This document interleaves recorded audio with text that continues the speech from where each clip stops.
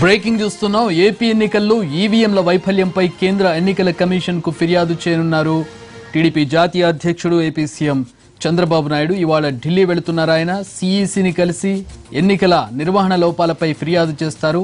హస్తినకు తనతో కలిసి మంత్రులు యనమల, కళా వెంకట్రావు, మరికొందరు ముఖ్య నేతలు ఈసీని కలుస్తారు. ఈసీపై పోరాటానికి దేశంలోని వివిధ ప్రాంతీయ పార్టీల నేతలు, జాతీయ స్థాయి నాయకులు ఇప్పటికే చంద్రబాబుతో టచ్లోకి వచ్చినట్లుగా తెలుస్తోంది.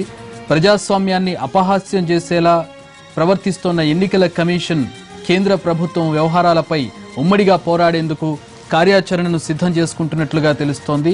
కేంద్ర ఎన్నికల సంఘం సరైన తీరులో స్పందించకపోతే సుప్రీం తీర్పుపై రివ్యూ పిటిషన్ వేస్తానని చంద్రబాబు ఇప్పటికే తెలిపారు.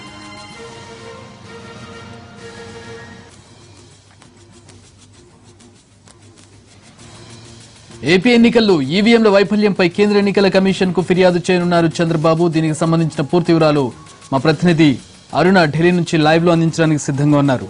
అరుణ, ఏంటి షెడ్యూల్ ఏంటి ఈ రోజు? బాబుతో పాటు ఇంకా ఎవరు, అంటే ఇతర రాష్ట్రాలకు చెందిన స్థానిక పార్టీల నేతలు కూడా వస్తున్నట్లుగా తెలుస్తోంది. ఆయనతో భేటీ అయ్యే అవకాశం ఉందా? వారు కూడా కలిసే అవకాశం ఉందా? ఏంటి షెడ్యూల్? ఈ రోజు చంద్రబాబు నాయుడు ఏదైతే ఎలక్షన్ కమిషన్ ని కలిసి ఫిర్యాదు చేయనున్నారో ఎన్నికల నిర్వహణలో అవకతవకలు జరిగాయి. ఫస్ట్ ఫేజ్ ఎన్నికల్లో అవకతవకలు పెద్ద ఎత్తున జరిగాయి. ఆంధ్రప్రదేశ్ లో జరిగిన ఎన్నికల్లో ఈవీఎంల మొరాయింపు, వీవీప్యాట్ల నుంచి స్లిప్లకు సంబంధించిన అవకతవకలు, వీటన్నిటిపైన కూడా ఈ రోజు 12 గంటలకి చంద్రబాబు నాయుడు కేంద్ర ఎన్నికల సంఘం కమిషనర్ సునీల్ అరోరాతో కలుస్తారు. అయితే ఈ కలవటానికంటే ముందే చంద్రబాబు నాయుడు ఇక్కడ రాజకీయ పార్టీలు ఏదైతే ఎలక్షన్ కమిషన్ ని కంటిన్యూస్ గా బీజేపీ కన్సర్నల్లో పనిచేస్తుంది అని ఆరోపిస్తున్నారు, వాళ్ళందరితో కూడా మాట్లాడటం జరిగింది.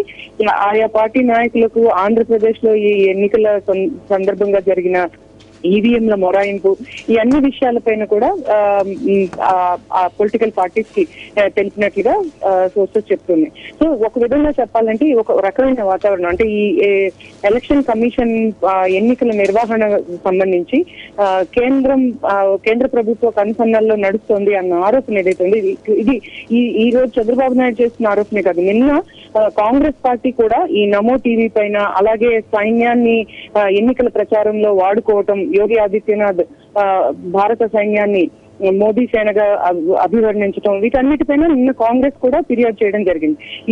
కాంగ్రెస్ ఈసరికే అహ్మద్ పటేల్ వంటి నాయకులు ఎన్నికల కమిషన్ కంప్లీట్ గా కేంద్ర ప్రభుత్వ కన్సర్నల్లో పనిచేస్తుంది, ఈ విధంగా పనిచేయడం కరెక్ట్ కాదు, ఇట్లా ఒక వాతావరణం ఉంది. ఇప్పుడు చంద్రబాబు నాయుడు ఇలా ఢిల్లీకి వచ్చి కంప్లైంట్ చేయడం వలన ఈ ఎన్నికల సంఘం దృష్టికి అవకతవకలు చూపించడం వలన ఒక నేషనల్ అటెన్షన్ అన్నది గ్రాబ్ అవుతుంది. దానికోసం చంద్రబాబు నాయుడు గట్టి ప్రయత్నాలు చేస్తున్నారు. రాజకీయ పార్టీలతో కూడా ఈ విషయమై చర్చించడం కూడా జరిగింది.